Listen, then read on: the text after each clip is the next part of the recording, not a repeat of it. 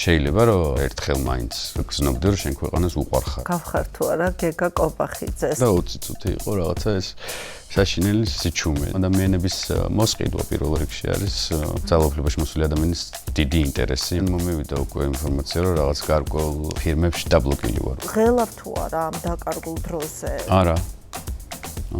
და შენი თავიც ხო არ აღმოაჩინე ამ პროცესში? ჩემი თავიც აღმოაჩინე, კი. ამიტომ ტატუ უნდა გაიკეთო 40 რო გადაცდები მერე. როგორ გამომეყარა ამდენი მოღალატე? დიდქოციანობას როგორ მოუყვებოდი ჩემს შვილებს?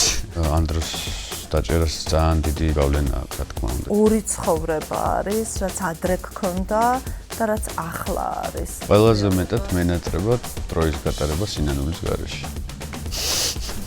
რომ მითხარი თავიდან რო აწარმოებდგინა რო აკითხებოდი ამდენ ხანს მეც არ წარმომედგინა რომ ხელოვანი უნდა იყოს სარკე იმ ყველაფრისა რაც მის გარშემო ხდება რომ უკან თუ დაიხიე უკვე ნიშნავს მორჩა შენი ხმა ყველაფერს გართმევენ ტვენიდან არ გტოვებს მაინც არც ერთი მათგანი არ გატყდა რაღაცა იმედს ატარებენ რომ ხედავ მათ სახეებს ხო იმედი გეძლევა ყველა უნდათ თავისუფლდეს არა გვაგვდანებებს